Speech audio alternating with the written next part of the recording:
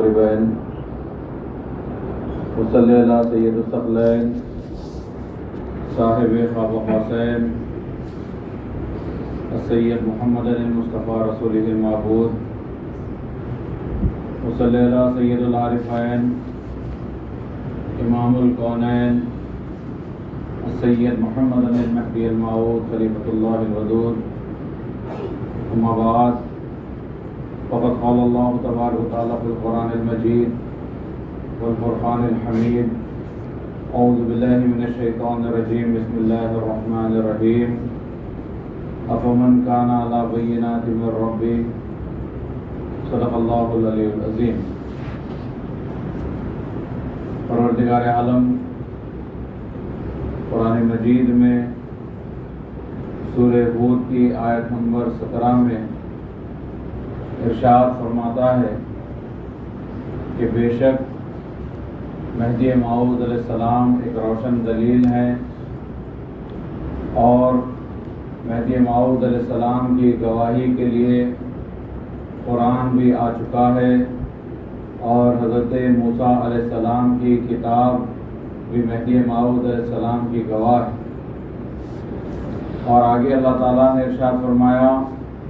کہ کیا وہ لوگ برابر ہو سکتے ہیں جو ایمان لائے سب فرقوں میں سے مہدی موعود علیہ السلام پر، اور جن لوگوں نے انکار کیا بے شک ان کا ٹھکانہ دوزخ ہے.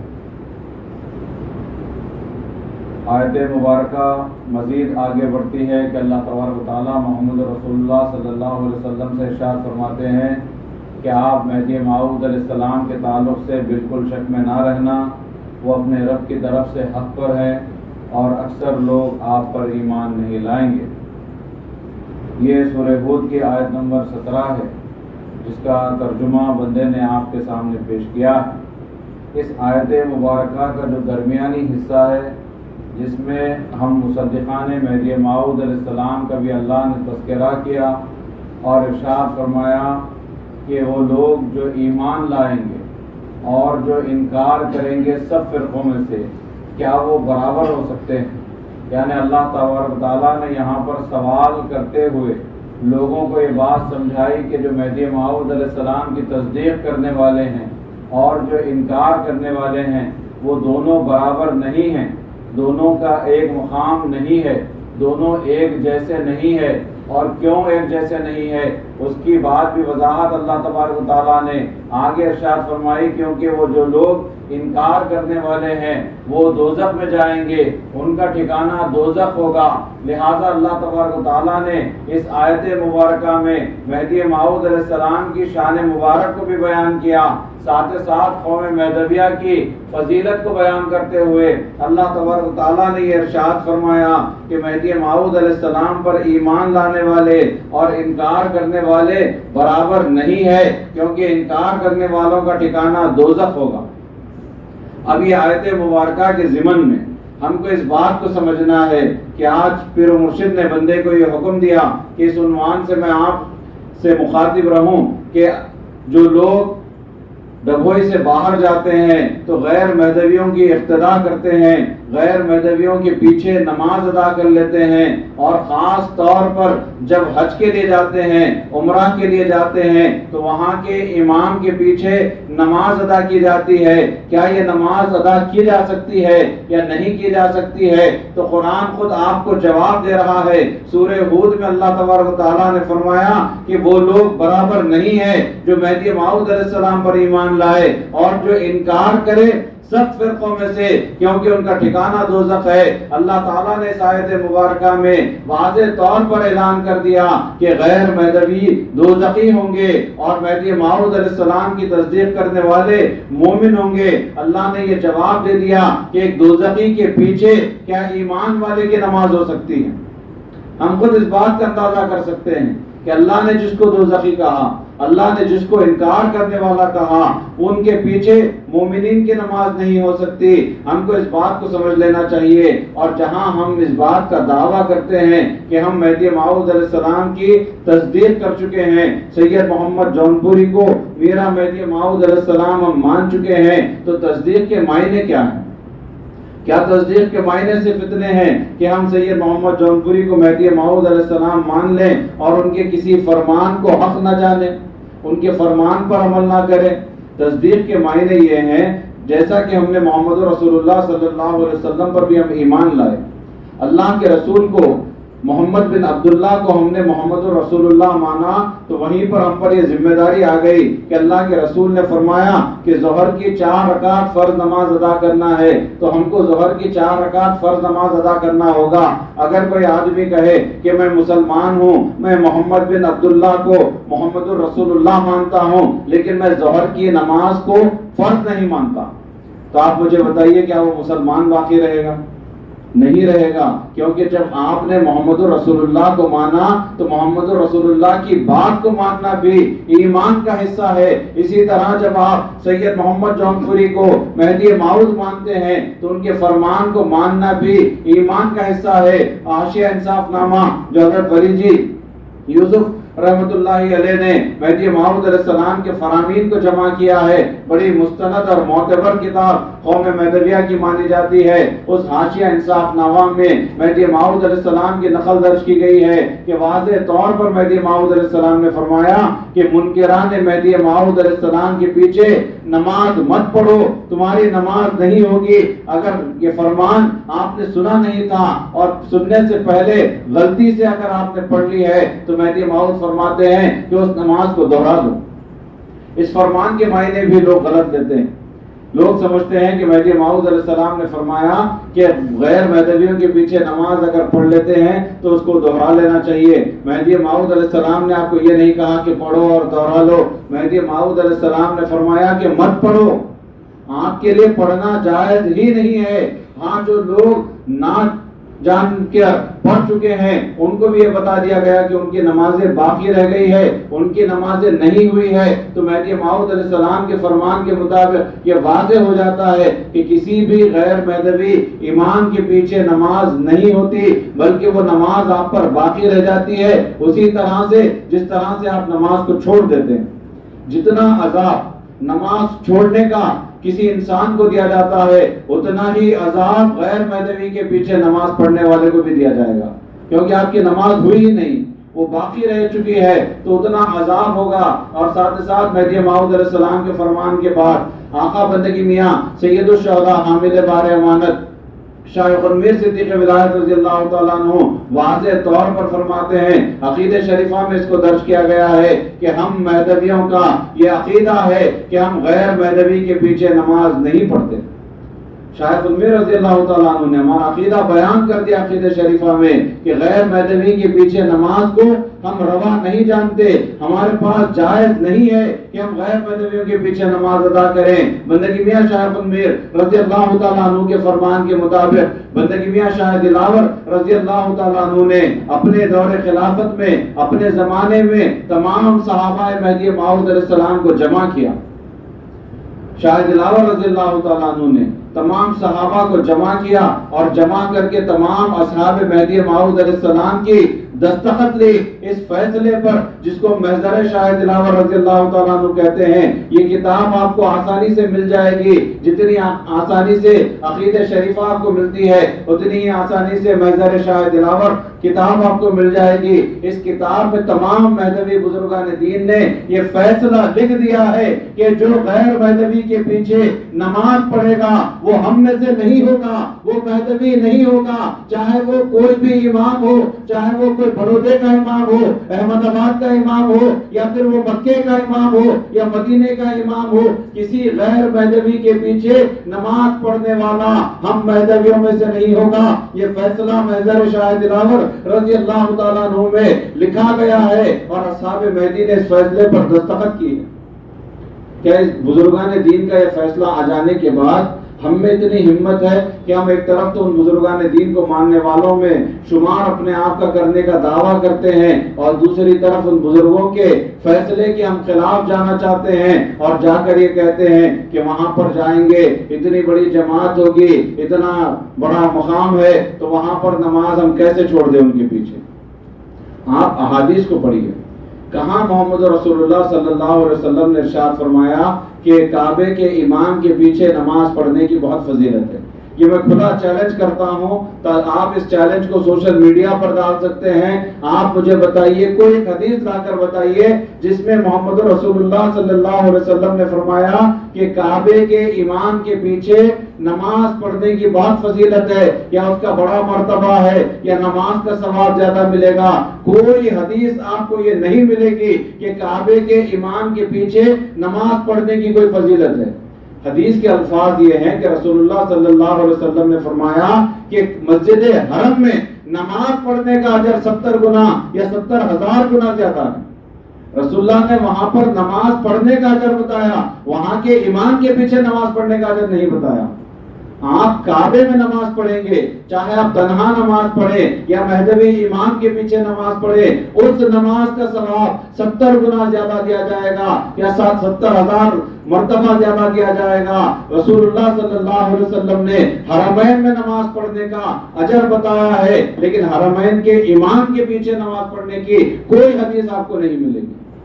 واضح طور پر حدیث میں یہ بیان کیا گیا ہے۔ آپ حرم شریف میں جا کر تنہا نماز پڑھیں تب بھی آپ کو 70,000 مرتبہ زیادہ اجر مل جائے گا۔ ضروری نہیں کہ اس امام کے پیچھے ہی نماز پڑھیں گے، بلکہ میں تو کہتا ہوں کہ اتنے مقدس مقام پر جا کر اپنی نمازوں کو اس امام کے پیچھے پڑھ کر ضائع نہیں کرنا چاہیے۔ آپ کبھی اس امام کی نماز کو دیکھیں۔ میں بلا جھجک یہ بات آپ کے سامنے عرض کرنا چاہتا ہوں کہ کوئی غیر مذہبی کے پیچھے تو ویسے ہی نماز جائز نہیں ہے۔ کوئی بھی عام آدمی ہو جو مہدی موعود علیہ السلام کی تصدیق نہیں کیا ہو، عالم ہو، متقی، پرہیزگار ہو، کچھ بھی اپنے آپ کو کہہ لے، لیکن اس کے پیچھے نماز جائز تو ہے ہی نہیں۔ اس کے ساتھ ساتھ امام کعبہ کے پیچھے تو کسی کی نماز نہیں ہوتی، غیر مذہبیوں کے پیچھے تو مذہبیوں کی نماز نہیں ہوتی۔ آج میں آپ کے سامنے یہ دعویٰ کرتا ہوں کہ امام کعبہ کے پیچھے مذہبی کی تو کیا ہوگی، اہل سنت الجماعت کی بھی نماز نہیں ہوگی، تبلیغ جماعت والوں کی بھی نماز نہیں ہوگی، بلکہ خود ان کے ہم عقیدہ وہابیوں کی بھی نماز امام کعبہ کے پیچھے نہیں ہوگی۔ آپ کہیں گے کہ بھئی ہم کو تو اختلاف ہے، ہم تو مہدی کے ماننے والے ہیں، وہ مہدی کا انکار کرنے والے ہیں، اس وجہ سے ہماری نماز نہیں ہوتی۔ اب خود وہابی تو انہی کے عقیدہ رکھنے والے ہیں، ان کی نماز کیوں نہیں ہوگی؟ اس کی بنیادی وجہ یہ ہے کہ کبھی آپ ویڈیو دیکھیں کہ کس طرح سے امام کعبہ نماز پڑھاتے ہیں۔ ان کو بنیادی فقہی مسائل نہیں معلوم، ان کو تکبیر کب کہنا ہے یہ نہیں معلوم۔ آپ ویڈیو دیکھیں، بنیادی فقہی مسئلہ ہے نماز کے لیے۔ مدرسوں میں چھوٹے چھوٹے بچوں کو یہ سکھایا جاتا ہے کہ نماز میں یہ شرط ہے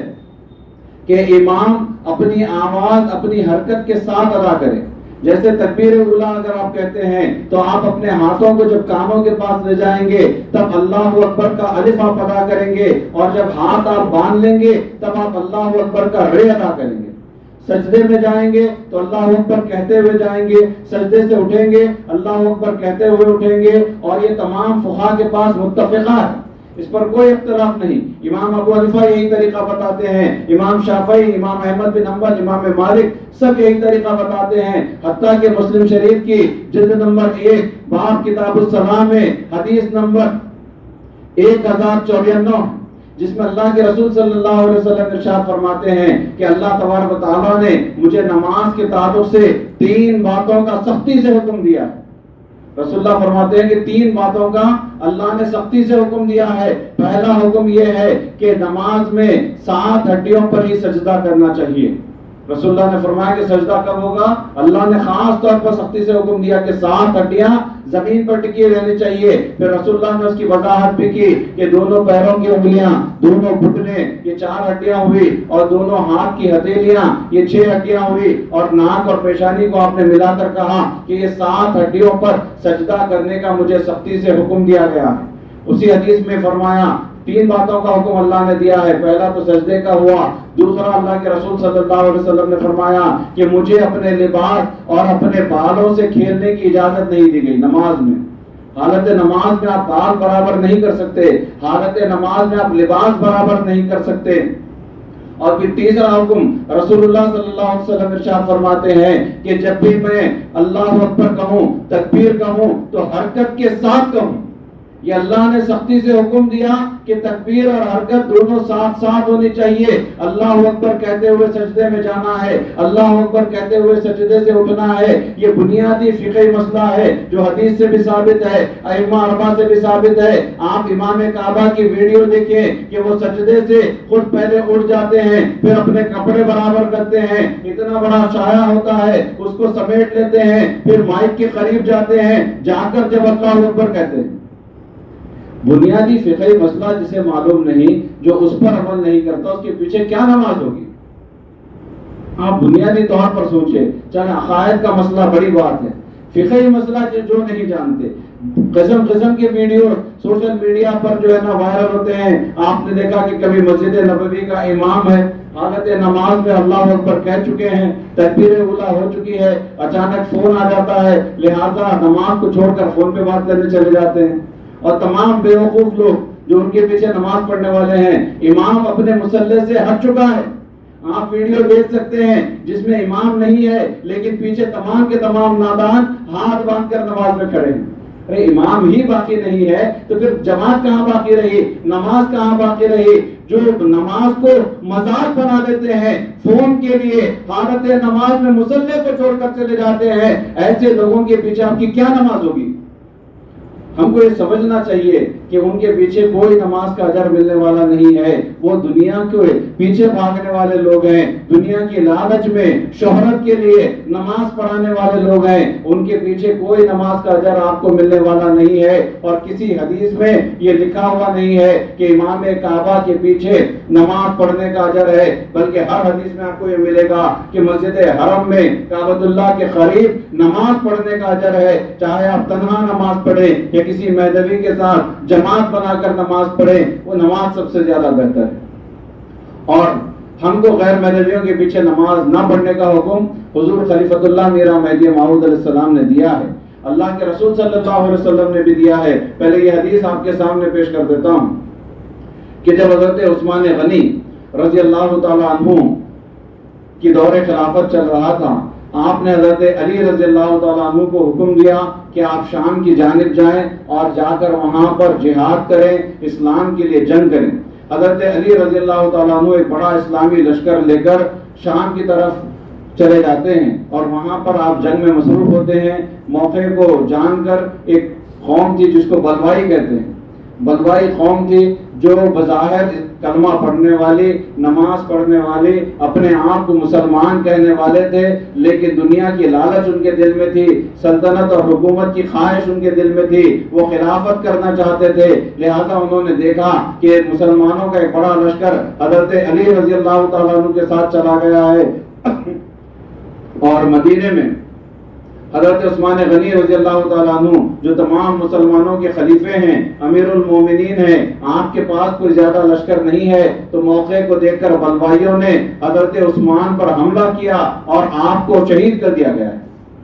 جیسے ہی آپ کی شہادت ہوئی, حضرت عثمان غنی رضی اللہ تعالیٰ عنہ کو بعض ایمان والے مسلمان جنت البقیع میں آپ کی تدفین کر دیتے ہیں, لیکن اس کے بعد جب نماز کا وقت آتا ہے تو وہ مصلی جس پر رسول اللہ صلی اللہ علیہ وسلم نے نماز پڑھائی, جس پر حضرت ابوبکر, حضرت عمر اور حضرت عثمان نے نماز پڑھائی, اب بلوائیوں کا قبضہ ہو جاتا ہے اور وہ امامت کرتے ہیں. لہذا چند صحابہ جو ضعیف العمر ہوتے ہیں وہاں پر موجود ہوتے ہیں, جو ان بلوائیوں سے مقابلہ نہیں کر سکتے. لشکر تو سارا حضرت علی کے پاس تھا, لہذا حضرت علی کے پاس ایک قاصد بھیجا جاتا ہے, ایک خط لکھ کر بھیجا جاتا ہے اور حضرت عثمان غنی رضی اللہ تعالیٰ عنہ کی شہادت کی حضرت علی کو خبر دی جاتی ہے اور ان سے سوال کیا جاتا ہے کہ قاتلان عثمان اب امامت کرتے ہیں, مصلی پر قابض ہو چکے ہیں, بلوائی نماز پڑھاتے ہیں, کیا ان کے پیچھے نماز پڑھنا جائز ہے یا نہیں ہے؟ آپ یہاں پر غور کریں کہ حضرت عثمان غنی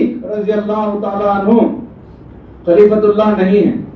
حضرت عثمان غنی رضی اللہ تعالیٰ عنہ محمد رسول اللہ کے خلیفے ہیں, خلیفۃ الرسول ہیں, خلیفۃ اللہ نہیں ہے.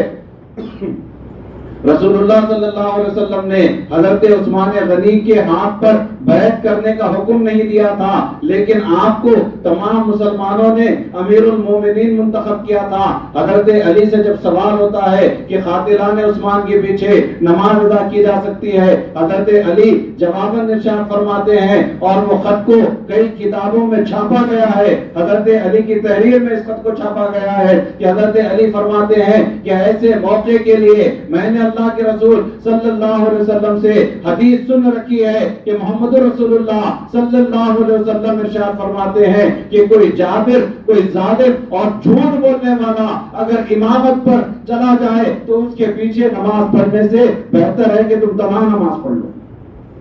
حضرت علی نے مسلمانوں کو بلوائیوں کے پیچھے نماز پڑھنے کی اجازت نہیں دی، اور آپ نے حدیث میں کیا بیان کیا کہ جو ظالم ہے، جو جابر ہے، جبرن کہیں پر حکومت کرنے کے لیے چلا جاتا ہے، زبردستی کرتا ہے، اور جو جھوٹ بولنے والا ہوتا ہے اس کے پیچھے نماز جائز نہیں ہے۔ وہاں پر تو قاتلان عثمان غنی تھے، اور حضرت عثمان غنی خلیفۃ اللہ نہیں ہے، حضرت عثمان غنی کی تصدیق فرض بھی نہیں تھی۔ یہاں پر مہدی موعود علیہ السلام کا مسئلہ ہے، مہدی موعود علیہ السلام کی تصدیق فرض ہے، مہدی موعود خلیفۃ اللہ ہے۔ اب وہ لوگ جو خلیفۃ اللہ کا انکار کرنے والے ہیں، وہ لوگ جو ایک فرض کام کو چھوڑنے والے ہیں، ان کے پیچھے نماز کیسے ہو سکتی ہے؟ جو آج مسجد نبوی میں یا حرم شریف میں کعبۃ اللہ میں نماز پڑھاتے ہیں، یہ بھی جابر ہیں، انہوں نے بھی ظلم کیا ہے، لوگوں کو خانہ کعبہ کے اندر قتل کر کے انہوں نے اپنی حکومت کو قائم کیا ہے۔ کیا ان کے پیچھے نماز ہو سکتی ہے؟ جبکہ حضرت علی نے فرما دیا کہ جو جابر ہیں، جو ظالم ہیں، جھوٹ بولنے والے ہیں، ان کے پیچھے نماز پڑھنے سے بہتر تنہا نماز پڑھنا ہے، اکیلے نماز پڑھنا ہے۔ تو لہذا آج جو لوگ کعبۃ اللہ پر قبضہ کر بیٹھے ہیں، یہ بھی جابر ہیں، یہ ظالم ہے، انہوں نے ظلم کیا۔ اور 1400 سال کی تاریخ میں مسلمانوں کا یہ طریقہ رہا کہ جب بھی جنگ ہوتی، اگر کوئی مسجد حرم میں داخل ہو جاتا تو اسے قتل نہیں کیا جاتا تھا، اسے قتل نہیں کیا جاتا تھا، کیونکہ مسجد حرم ایک مقدس مقام ہے جسے مقام امن کہا جاتا ہے۔ اور 1400 سال میں آپ دیکھیں گے کہ جب کوئی اپنی جان کو بچانا چاہتا ہے تو وہ ہتھیار باہر پھینک کر مسجد حرم میں داخل ہو جاتا ہے، تاکہ دشمن مسجد حرم میں اس کا قتل نہ کرے، اس کی جان کو بخش دے۔ لیکن جب یہ حکومت، جو موجودہ حکومت ہے، جب انہوں نے قبضہ کیا تو یہاں پر جو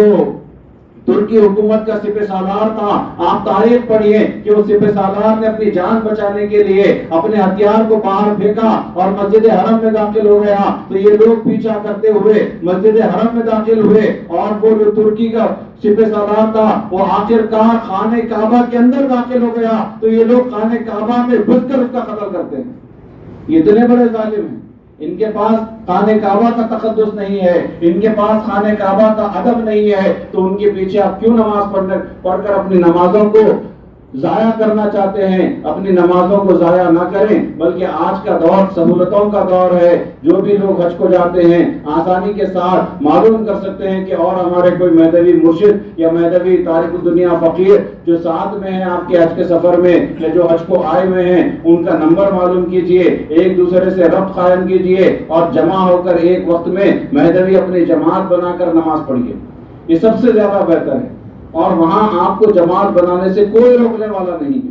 کوئی نہیں روکتا ہے۔ یہاں ہندوستان میں بیکار کی افواہیں پھیلائی جاتی ہے کہ وہاں پر ایسا کیا جاتا ہے، ویسا کیا جاتا ہے، یہ بالکل غلط بات ہے۔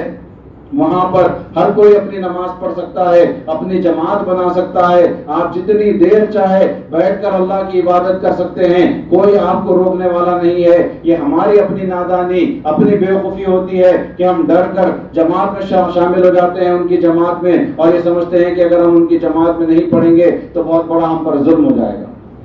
یہ ہم کو ظلم سے کیوں ڈرنا چاہیے؟ آپ مجھے بتائیے کہ تاریخ قوم مہدویہ بار بار کئی جلسوں میں آپ کے سامنے پیش کی جاتی ہے۔ میاں مصطفیٰ گجراتی رحمت اللہ علیہ، جن کا لقب ہی گجراتی ہے،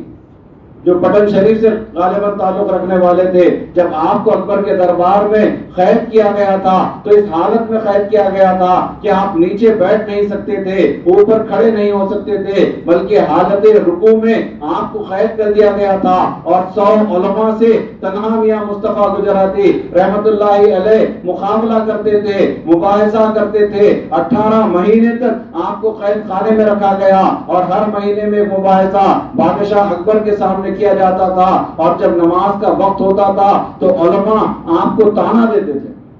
آپ کو ستاتے تھے کہ میاں مصطفیٰ کب تک حالت رکوع میں رہیں گے، آؤ ہمارے ساتھ جماعت میں شامل ہو جاؤ اور سجدہ کر لو۔ رکوع کے بعد سجدہ بھی کیا جاتا ہے۔ میاں مصطفیٰ گجراتی رحمت اللہ علیہ نے اکبر کے دربار میں کہا کہ نامردوں کے پیچھے سجدہ کرنے سے میرا رکوع ہی بہتر ہے۔ جو مہدی موعود علیہ السلام کی تصدیق نہیں کرتے ان کو میاں مصطفیٰ گجراتی نے نامرد کہا، اور فرمایا کہ ایسے نامردوں کے پیچھے سجدہ کرنے سے میرا رکوع ہی بہتر ہے، کیونکہ آپ کے جسم میں مبارک کے نیچے بھالے لگا دیے گئے تھے، ایسے اوزار لگا دیے گئے تھے کہ اگر آپ سجدے کے لیے جھک جاتے تو آپ کے پیٹ میں اور سینے میں وہ اوزار داخل ہو جاتے، جس سے آپ کی شہادت ہو جاتی، لہذا آپ کو حالت رکوع میں قید کیا گیا۔ لیکن آپ نے فرمایا کہ ایسی حالت منظور ہے لیکن تمہاری اقتدا نہیں کروں گا۔ اس طرح سے ہمارے بزرگان دین نے غیر مذہبیوں کی اقتداء کا انکار کیا ہے، لیکن پتہ نہیں ہمیں کیا ہو چکا ہے کہ ہم بڑے شوق کے ساتھ ان کی اقتداء کو باعث فخر سمجھتے ہیں۔ ان کی اقتداء ہمارے لیے فخر کی بات نہیں ہے، بلکہ ہماری نمازیں ضائع ہو جائے گی اور لوگ یہ سمجھتے ہیں کہ خانہ کعبہ اللہ کا گھر ہے۔ ہم کو خلیفۃ اللہ مہدی موعود علیہ السلام نے ان کے پیچھے نماز نہ ادا کرنے کا حکم دیا ہے، لیکن اس کے باوجود ہمارا تصور کیا ہوتا ہے، خیال کیا ہوتا ہے کہ خانہ کعبہ اللہ کا گھر ہے، اور اللہ کے گھر میں اتنی بڑی جماعت ہو رہی ہے تو ہم اللہ کے گھر میں اس جماعت کو کیسے چھوڑ دیں؟ لوگوں کا یہی سوال ہے کہ اتنی بڑی جماعت ہے، اللہ کا گھر ہے، اللہ کے گھر میں وہ جماعت کیسے چھوڑ دیں؟ آپ یہ کیوں سوچتے ہیں کہ اللہ کے گھر میں وہ جماعت کیسے چھوڑ دیں؟ آپ یہ کیوں نہیں سوچتے کہ اللہ کے گھر میں ٹھہر کر اللہ کے خلیفے کی بات کا انکار کریں گے تو کہاں اللہ آپ کو معاف کرے گا؟ اللہ کے خلیفے نے فرمایا کہ ان کے پیچھے نماز نہیں ہو سکتی، اور آپ اللہ کے خلیفے کی بات کا انکار اللہ کے گھر میں کریں گے، اس مقام پر کریں گے جہاں مہدی موعود علیہ السلام نے اپنے مہدی ہونے کا دعویٰ کیا ہے۔ اس مقام پر اگر مہدی موعود کی بات کو نہیں مانیں گے تو پھر آپ کہاں مہدوی باقی رہیں گے؟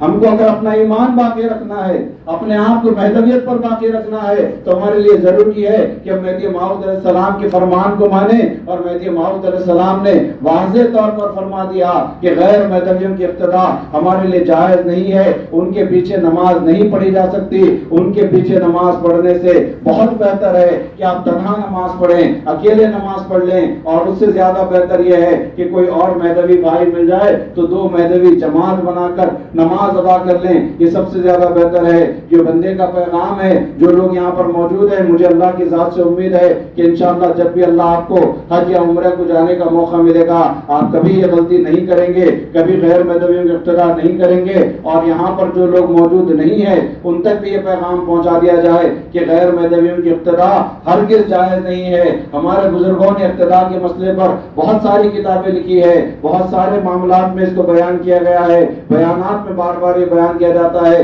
کہ غیر مذہبیوں کی اقتداء جائز نہیں ہے۔ اس کو ہم کو اچھی طرح سے سمجھ لینا چاہیے، کیونکہ خود اللہ نے یہ فرق پیدا کیا، اور اللہ نے